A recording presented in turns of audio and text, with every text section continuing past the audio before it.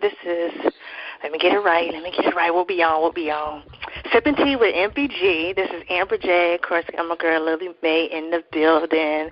And this is the last Saturday of this good March, of this good Women's Month.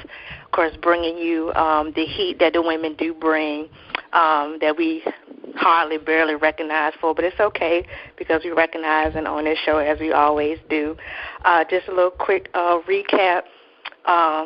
In Lillie Mae's fashion, Lillie Mae went in last show about independent versus dependent, and just gave some things of what the differences is, and just pretty much breaking it down on what the difference is, what it means to be. People get definitions and stuff misconstrued, but hopefully we was able to clear all of that for you on last show. And again, after this show, we're taking a hiatus for a little bit to get ourselves together. Every organization, every brand has to do that every so often. So we just have to take a step back, look at what we got going on, revamp a little bit, work some kinks out, things like that. And of course, we're going to be back stronger than ever. But we're going to get into this thing. Lillie Mae, you ready? I am ready, Amber, and thank you so much for holding down the fort for the month of March. It's been real. And also, guys, if you're not checking it out, subscribe to our YouTube channel, Motivational Brown Girls with the Y and the Z, because it's necessary. It's so necessary. Yes, it is. But, of course, we're going to start the show like we've been doing with some history. We've been doing history ever since February. So this is the last history facts we're going to hit you with for Women's History Month for March. So on March 26, 1930, Sandra Day O'Connor was born and becomes the first female U.S. Supreme Court Justice in 1981. March 27, 1924, Margaret Butler was born and was the first female fellow at the American Nuclear Society and advocated for women in science and math fields. March 28, 1982, first NCAA Women's College Basketball National Championship game was between Louisiana Tech versus Cheyenne? I probably messed that up, but that's fine. It was 76-62. Before the name was the Association for Intercollegiate Athletes for Women. March 29th, 1928, Joanne Kelly was born and was a leading Italian Renaissance historian and challenged dominant notions of women's roles during that time. Mm-hmm. March 30th, 1911, Ellen Shallow Richards dies. She was the first woman admitted to the Massachusetts Institute of Technology and also its first female instructor. And last but not least, March 31st, 1888, Susan B. Anthony, Julia Ward Howe, and Sojourner Truth, among others, organized the National Council of Women of the U.S., the oldest American non-sectarian women's organization. So of course, okay, all right, Amber.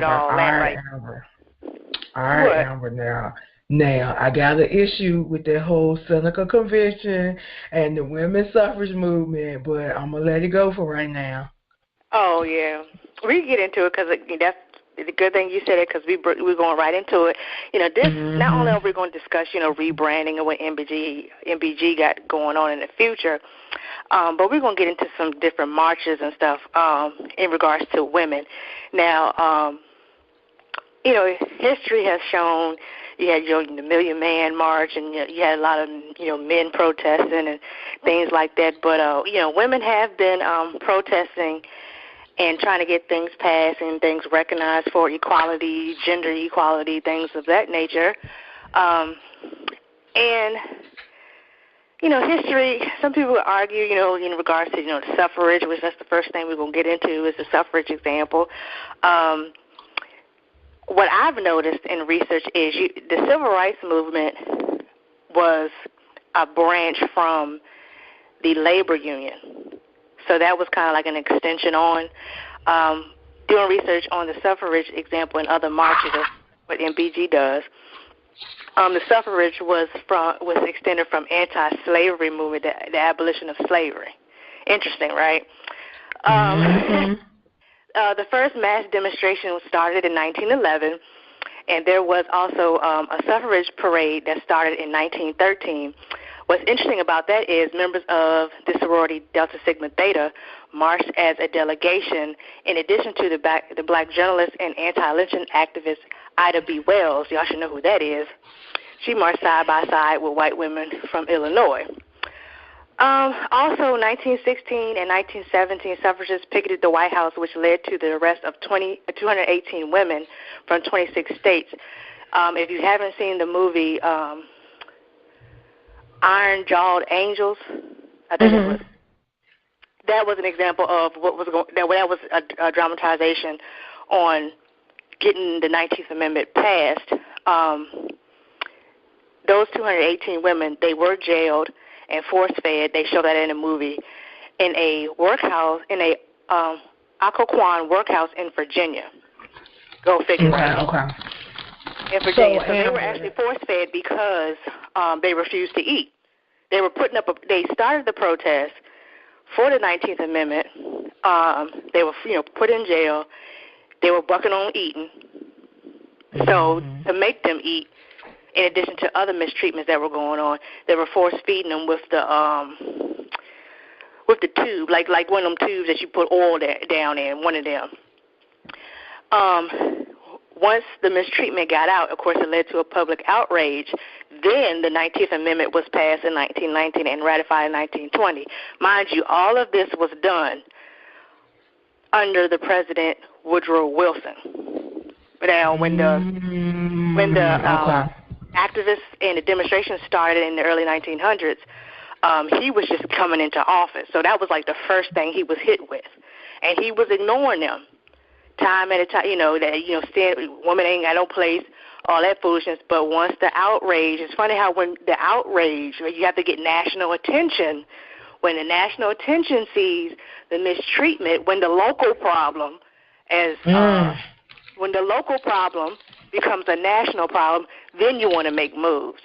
But I digress. I'm not going to go there. But Lillie, what are your thoughts, on the suffrage example and the white women and the black women that have, participated in this particular demonstration? Well, I have my own issue with the women's suffrage movement because although Sojourner Truth, was associated with that movement, I still feel like the women's suffrage movement was always about white women. Just like the Me Too movement, although a black woman started it, back in 1996 and then coming on down to 2007, it still seems like it didn't get any clout until white women started saying Me Too. I sincerely feel like we have to figure out how we can monopolize on our strengths and the knowledge that we have to make things happen. Okay. We need an anti-black killing blacks movement. We need to figure out how we're going to do that because, to be honest with you, I think one of the major issues that we're dealing with now is the reason we aren't taken seriously as black people is because we keep hurting each other. We're not unified. Nope. We are not a unified front. Point blank, period. We unify when we want to. Like we're unified for Black Panther. That's the thing. Yeah. Movie. Exactly. Then right after that, you had the foolishness with Stephon Clark and then Altus Sterling, and then the foolishness with Howard University. We're not even gonna touch that. But with the student aid and stuff, just we need to address not only the mishaps from others against us, but we need to address the mishaps within our own as well. So when, like you're saying, when they look at us, they're like, you know what? I may not like them based on their color, and I got my little prejudice of racist ways. I respect them because they do for their own. They come together. They establish this. They establish that. That's why we respect them. To be honest, I mean, no matter how you slice it and dice it, we respect them. But see, like I tell people all the time, what you need to do is use what you see them doing to help us. Right.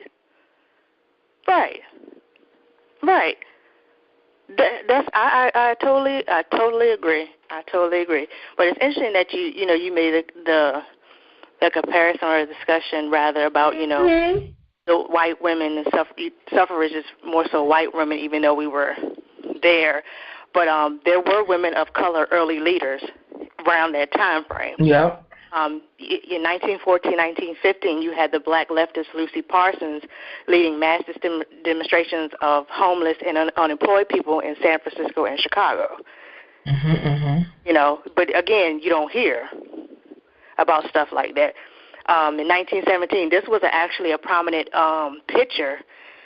It only goes viral on Facebook during the Black History Month. But 1917, black, in white dresses were prominent in the front lines of a 15,000-person march in New York protesting lynching and radical demonstration.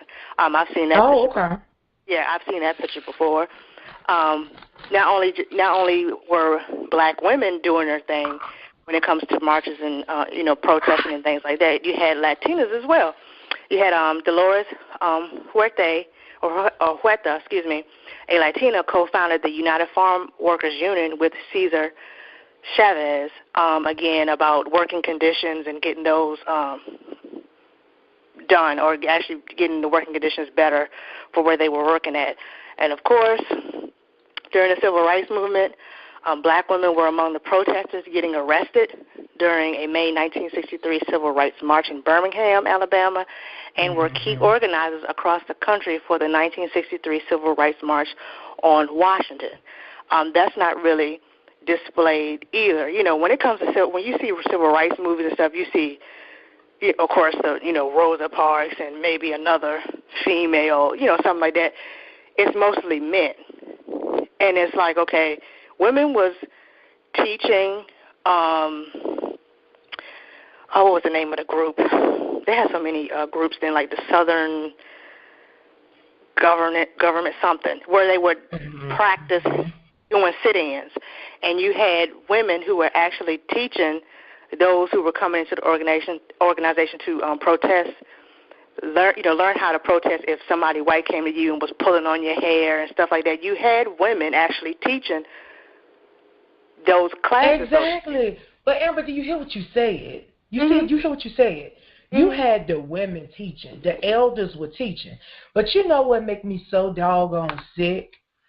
The elders now sit back and talk about the next generation. They don't teach. Right. They sit back and talk about them. That's true. Next week on Sipping Tea, they're going to be pissed when we have the next generation on there and we actually listen to what they have to say. Right. It's one thing to where you had people that were pivotal during those times to make those changes. And mind you, these years are not that far away. So, they're not that, they're 50, almost 60 years ago, which is not long ago. We're not talking like 100 years ago. We're talking like yesterday. So it's interesting that those people that were young then, or what we're considered elders now, they'll tell their story. Yeah, they'll tell their story, but they're not coming to like a lecture, or they're not coming to like a classroom and actually, teaching, or, saying this is what we do. How can y'all build upon that or expand upon the foundation we planted?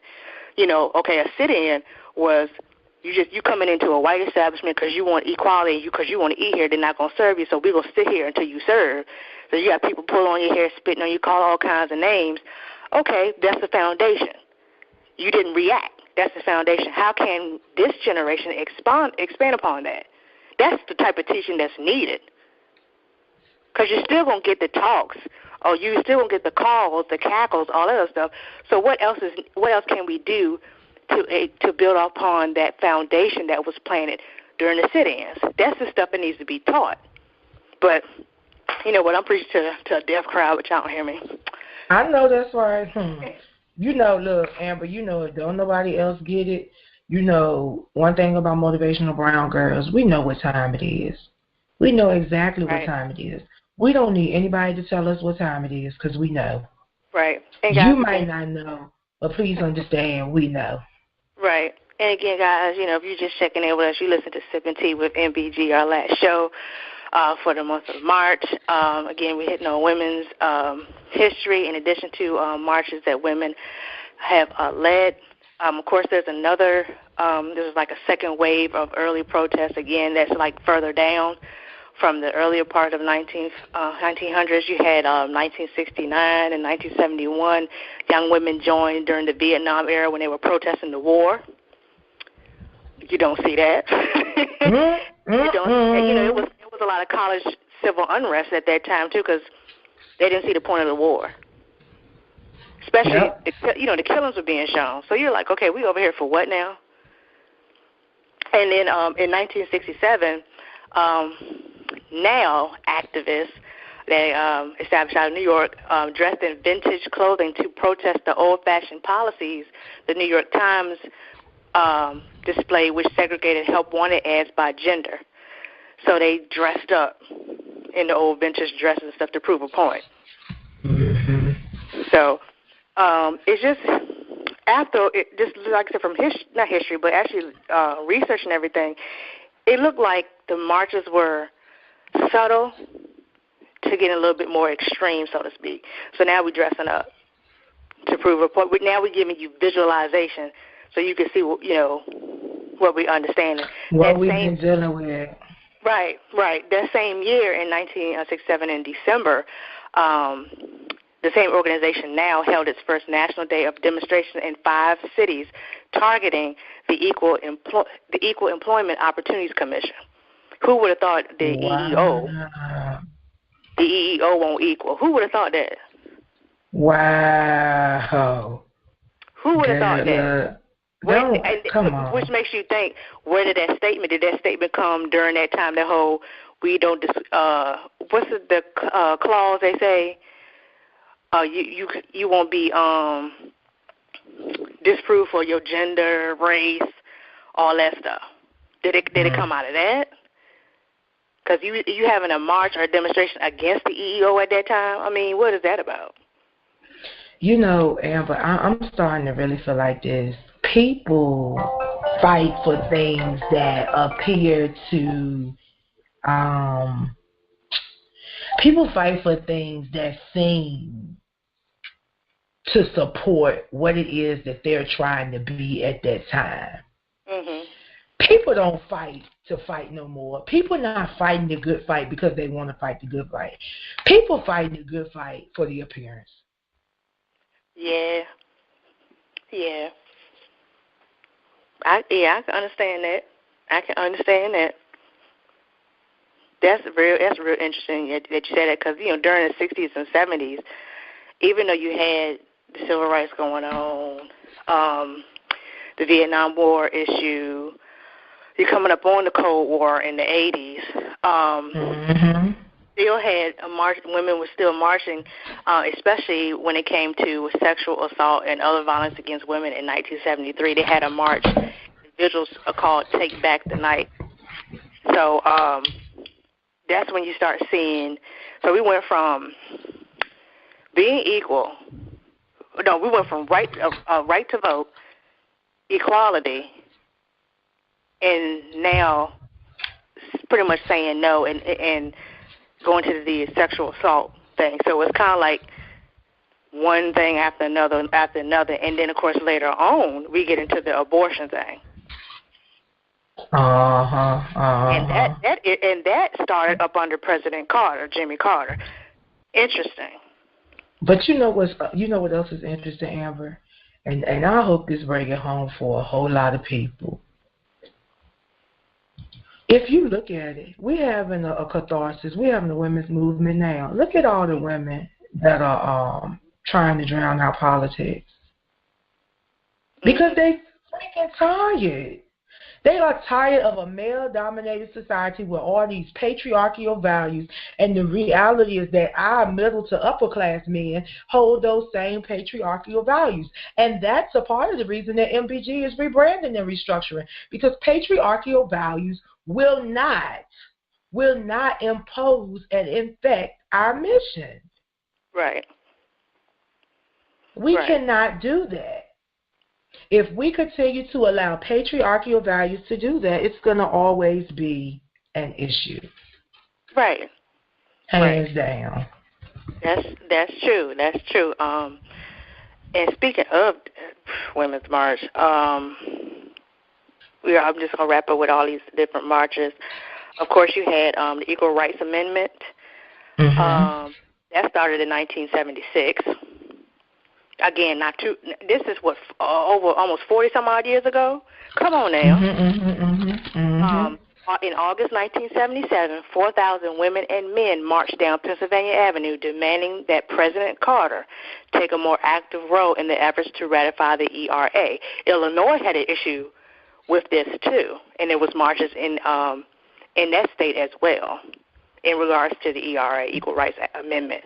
Interesting. That's almost 40-some years ago. Not too long ago. When people, sometimes we have this habit of when we hear like 1950, we hear like 1950, 40, 30, we're like, oh my God, that's like 100 years ago. You know how we exaggerate, but it really wasn't that far ago. If you have grandparents or parents that were baby boomers, traditionalists, still living, this was happening their time. Like, for instance, because I'm gonna put it on blast. College of William & Mary. Last year, College of William & Mary celebrated 50 years of being integrated. 50. 50 years wasn't that long ago. Exactly. 50 years. My mother is a baby boomer and is older than that. You mean to tell me 50 years ago? You mean to tell me 1960 whatever? Y'all became integrated? Are you serious?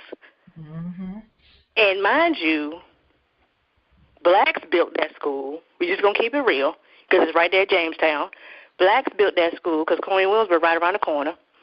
They built that school, and you just now, 50 years ago, integrate. And in last year, 2017, you're just now naming buildings after enslaved Africans or ones that were kind of prominent in the infrastructure of William & Mary, the building of it. True.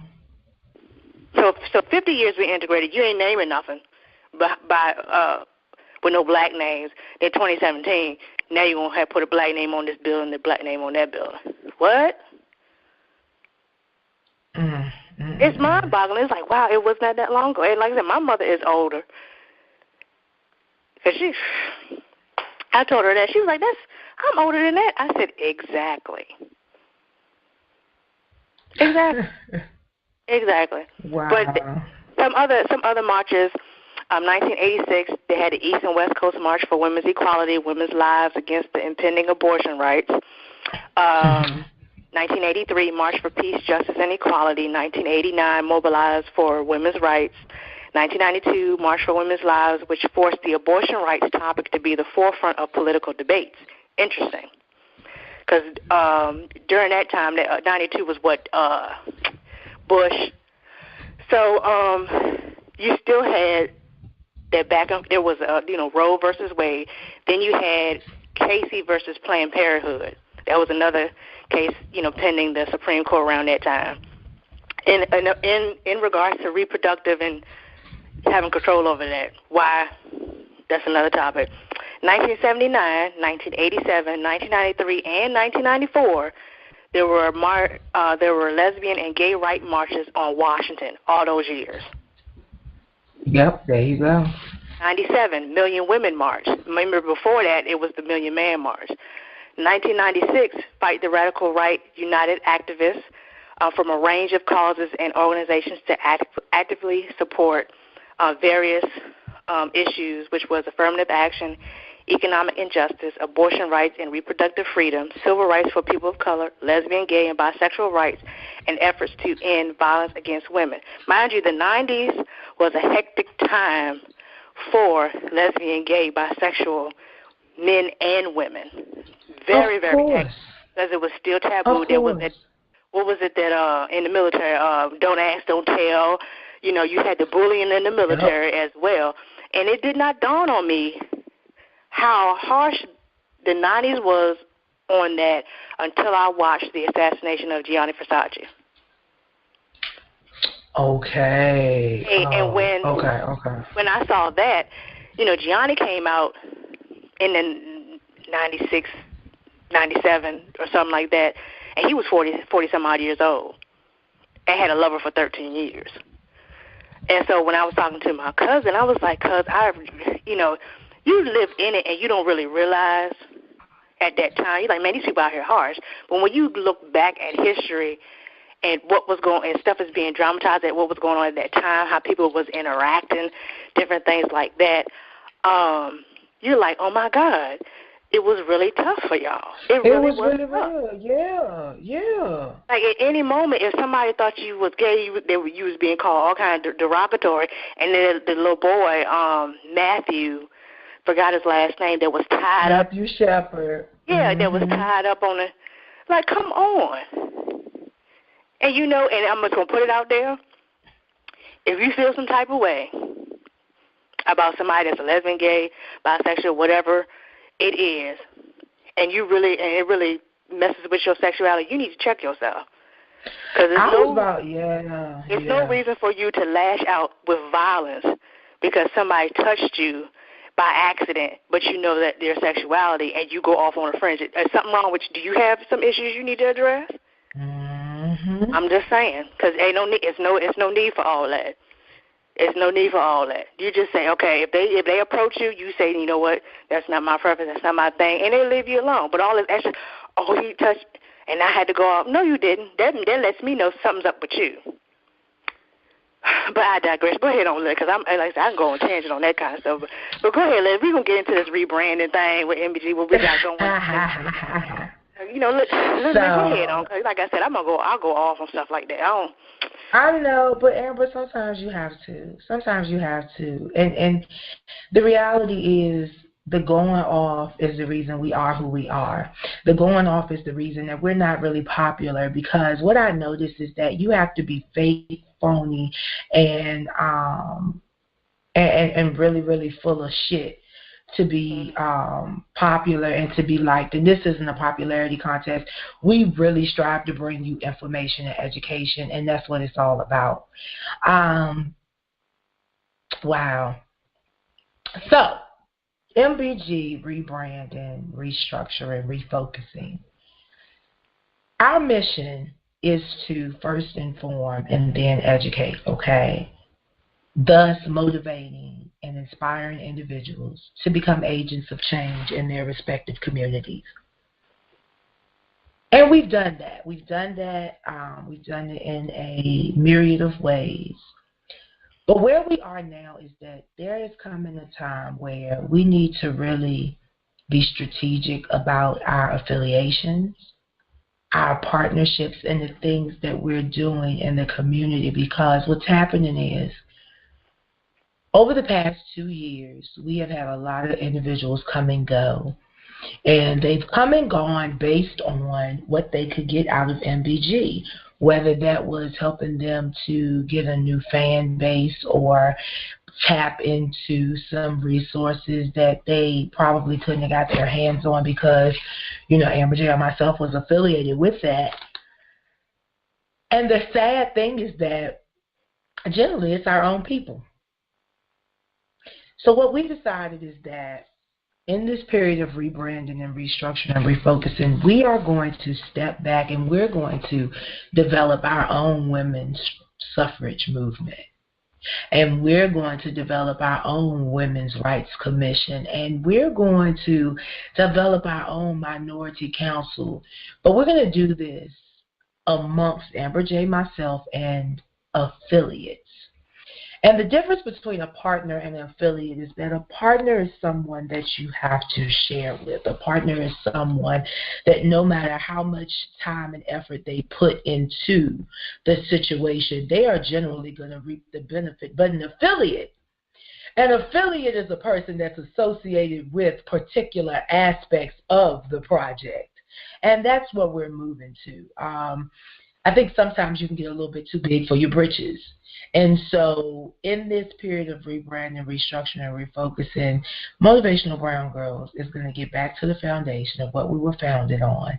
And we are going to start to build our affiliations from the inside out. From the inside out. I think that's about it, Amber. I don't think we need to say too much more. No, I don't think so either. But you broke it down. Just say the difference between partnership and affiliate. Affiliate, what comes to me when I hear affiliate is associate, like an ally, so to speak. And I want to say this. Shout out to Lady Heaven Papernick, and I hope I said it right. You have been a great support to Motivational Brown Girls from behind the scenes, and you don't even know it. Huge shout out to Adam for making that connection. Sometimes it's those connections and those relationships that are not within a hand's reach that truly, truly, truly, truly bring it home. Yes, that's true. And you know what? That's true, because what I'm finding out, and I'm sure you can attest to this, local hands sometimes is a little scratchy, a little dirty. And outreach hands are more delicate, more positive, more clean. I've noticed that with, close hands, it's one of those, what can you do for me, or how can I use you? And outreach is like, you know what, y'all are touching something that's been on my heart. I just didn't know how to go about it. How can I support? And that's a shame, because it should be the other way around. It should be the other way around. We should be able to get local, support versus outreach. You would think, because we, right in the middle of a whole lot of stuff. But no, it's what can you do for me? I guess people have been hurt, and they still... Well, but wait a minute, Amber. Let me say this to you real quick. It's so interesting, because my sister-in-law said today, Lil, I want to do something at the church where we can bring, quote, famous people back that were from Danville and have them do X, Y, Z, right? And so we were talking about that. And I said, you know something, sister? I said, let me tell you this. I thought it was going to be different leaving Danville. I said, but Jocelyn, it's the same way here. People don't support each other unless their name is on something.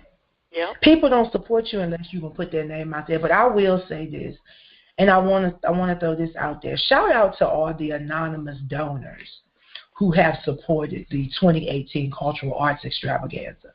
Amber, so many people have told me they wanted to remain anonymous. That's real. Yeah. Amber, that's real. That is. And I'm talking about the people that want to remain anonymous, that sent big money. But let me tell you this. Let me tell you about the package that I got in the mail today. And I had it was sent to the school because I informed this relative of mine. And once you hear a little bit more, you're going to know who it is. I informed this relative of mine that a package from her, I thought it would be best sent to the school, because if it was sent to my house, and laid out, you never know who could get it. Well, the package came, and it was a sponsorship for the show. And Amber, I have never been called about a package. But because of the name of the sender, because the full government name was on the package, do you know I was called to come and retrieve my package? And I said, no, that's okay. I don't need to retrieve it. It's from my aunt. Ain't that something? But then I decided to go down. You know me. You know me. And I said, and the first, I said, oh, the package.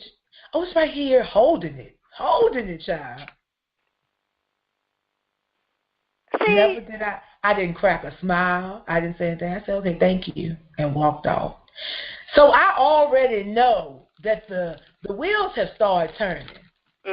Because there was too many people around that generally wouldn't be around. And it's a matter of you see, people don't know who you know. Mhm. People don't know who you know. You gotta be very careful. I can't wait till I see you so you can see this envelope. So you can just be weak. Yeah, gotta be, guys, y'all gotta be mindful because people know people, and you don't know who they know. So just because certain folk don't brag, or you think they walking around like they all of that and all this other foolishness, but they real humble, you don't know who's on them. You really don't. You really don't. And if you speak bad of or part your mouth any kind of way or do anything ignorant, those people come to the forefront to let your behind know, and then you're like, well, I ain't know. Well, of course you ain't know because you thinking I'm this and I'm that instead of just having a conversation. Amber, you hit the nail on the head. And the reality is that when it all boils down to it, it's like this. You always have worked with me to, build different things. And the interesting thing is that we know so much, and we know so many people, and we have so many connections, and not many people know that. And you notice the people that talk about the connections that they have are the people that really seem to have a backing and a following. But the interesting thing about that is we know those individuals inside and out. Right. And would you say that? Be quiet. I ain't gonna blast. We're not. Because you know what? It's March 31st. It is noonday. We got a lot going on. We just finished practicing. And so, Amber, I think that what we need to do is step back, reevaluate, enjoy each other while we're retreating, and come back after Mother's Day with a bang, because we owe it to Dolly and Betty Lou. Yep. We have to do this for them.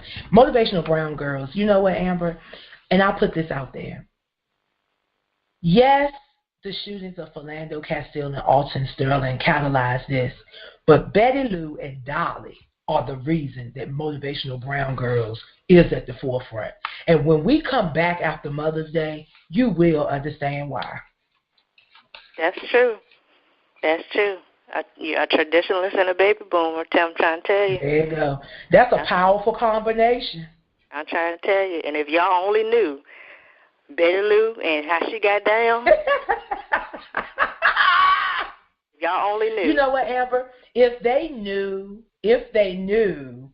it would be different. The fact that they don't know is why they don't understand. Right. If y'all only knew my mother, Dolly, if y'all knew Miss Dolly and what she had to go through and see, y'all just don't know.